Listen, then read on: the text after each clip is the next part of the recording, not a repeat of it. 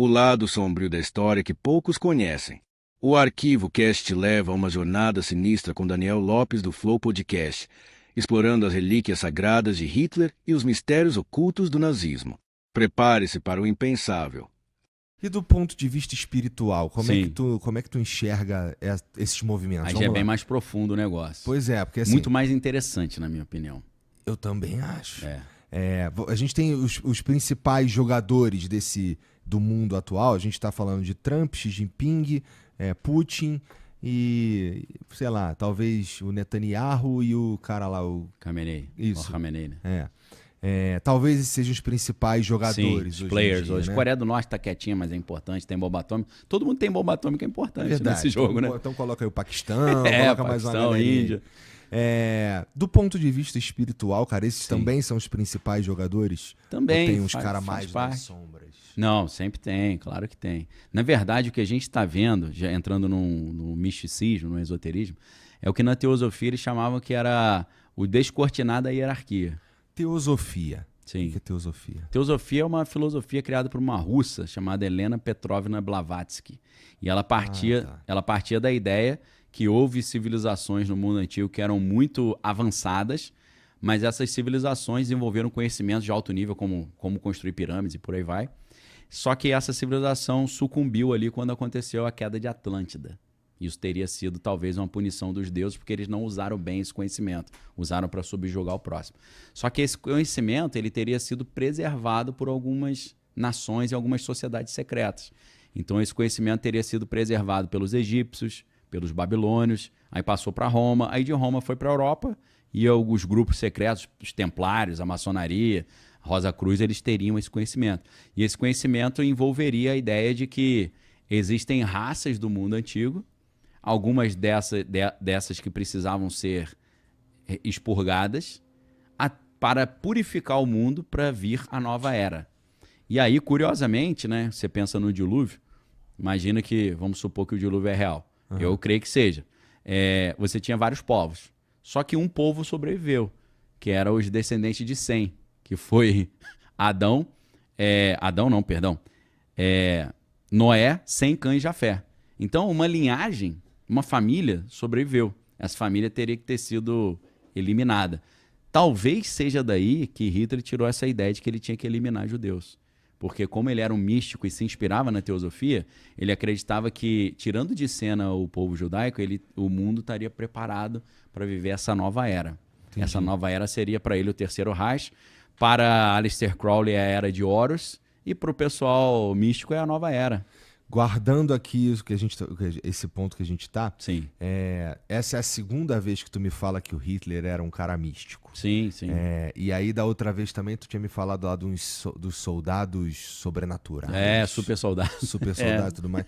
Primeiro, essa história é maneira pra caraca. Da onde que se tira que Hitler gostava desses assuntos místicos? Então, ele tinha envolvimento com a sociedade secreta chamada Thule, Sociedade Thule. E eles estavam procurando um negócio que se chama Vril, que é uma energia espiritual.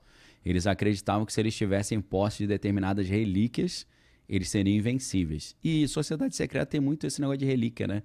Eles gostam dessa questão porque eles acham que a relíquia expressa uma espécie de poder de espiritual, um poder de domínio. Se tiver aquela relíquia, você consegue dominar a mente dos outros e tal.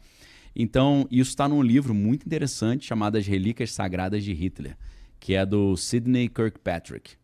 Esse livro, infelizmente, eu acho que está esgotado em português, mas quem quiser procurar no sebo aí ou então ler em inglês, As Relíquias Sagradas de Hitler. Esse livro vai contar a história real do Indiana Jones da vida real, que é o Walter Horn. Walter Horn era um alemão que foi para os Estados Unidos e aí no final da guerra o pessoal descobriu que Hitler tinha no seu bunker vários tesouros que ele roubou, né? E aí o Walter Horn foi escolhido ali debaixo do comando do general Patton, para ele resgatar as relíquias de Hitler. E eles descobriram que dentre essas relíquias estaria até a lança de Longino, a lança que estava no Museu Austríaco, que teria perfurado Jesus. E Hitler acreditava que com de posse dessa lança, assim como a lança furou Jesus, ele ia vencer o mundo cristão ocidental, né, judaico-cristão. Assim, não é só místico, não. É uma parada meio anticristo mesmo.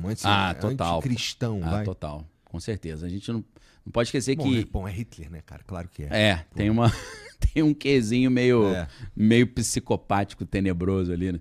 O Hitler se inspira, de certa forma, no Nietzsche, né, o filósofo. E o Nietzsche é aquele cara que falava da morte de Deus, né? Deus morreu, no Assim Falou Zaratustra. Mas o Nietzsche falava também, ele tinha uma ideia, né, que ele desenvolve no livro chamado... são vários livros, Vontade e Potência, Além do Bem e do Mal, Genealogia da Moral. Se você reúne esses livros, você vai ver que ele está dizendo o seguinte, que o cristianismo, a visão de mundo cristã, é uma mentalidade de escravo. E eles, naquele momento que Nietzsche está escrevendo, a Alemanha está querendo se consolidar como um país. Não era um país, eram vários povos, várias regiões e tal. Você tinha a Prússia, né? Não tinha o país Alemanha. E o país Alemanha chega muito tarde, né? Se a gente pensa que Portugal e Espanha se unificaram na época da Reconquista, que os árabes dominavam, a gente está falando de países que eram antigos pra caramba. A Alemanha, quando os alemães vieram morar no Brasil, na colonização, e os italianos, não tinha nem Itália nem Alemanha, meu irmão. Foi ter depois, quando eles venceram lá o rei Vítor Emanuel e o Garibaldi, né? Aqui estava tendo a Revolução Farroupilha, né? E o Garibaldi estava envolvido nessa história e não tinha nem Itália ainda. Então a Alemanha, ela tentou arrumar uma força nacional para unificar o país. E aí vem o Otto von Bismarck e tal. Então eles falavam muito nessa época do Nietzsche sobre nós somos fortes, nós somos descendentes dos antigos teutônicos, dos antigos visigodos e tal. Então tinha esse negócio da força. E o Nietzsche via o cristianismo como um empecilho para isso. Porque, a Alemanha é cristã, ele não tem a mentalidade de força, de subjugar, de poder à força, né? Subjugar o fraco.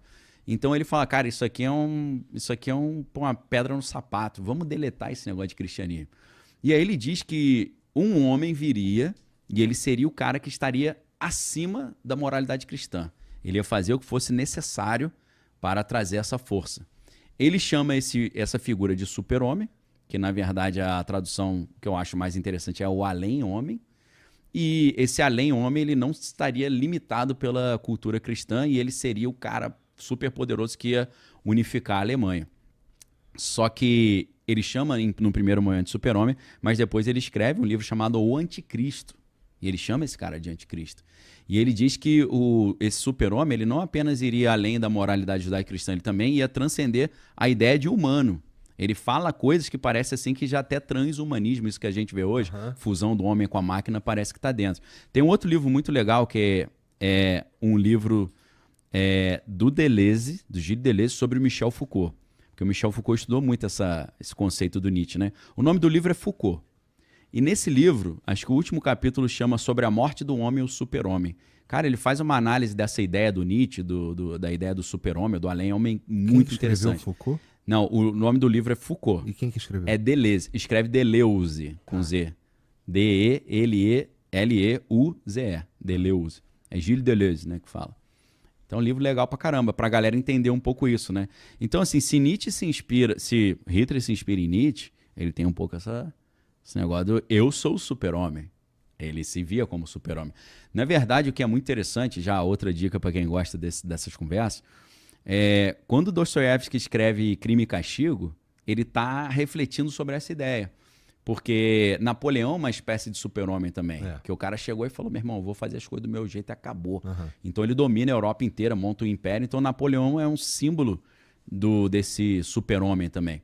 Só que aí o Dostoiévski, no Crime e Castigo, ele vai falar sobre a história de um cara chamado Raskolnikov, que é o sobrenome, né? O nome dele é Rodion Romanovich Raskolnikov, né? Eu gosto pra caramba, eu lembro, lembro dos nomes. E esse cara, ele era um estudante que estava passando perrengue para pagar a faculdade de Direito, se eu não estou enganado, e aí a irmã dele ia casar com um cara nojento só porque o cara tinha dinheiro, e ele falou, pô, cara, eu tô precisando de dinheiro e tal. E aí tem uma agiota lá na cidade que empresta dinheiro para todo mundo, ele fala, pô, vou matar essa agiota, eu vou roubar o dinheiro. Só que aí, meu irmão, o título do livro já é um spoiler, né? O plano vai dar uma zebra nesse plano.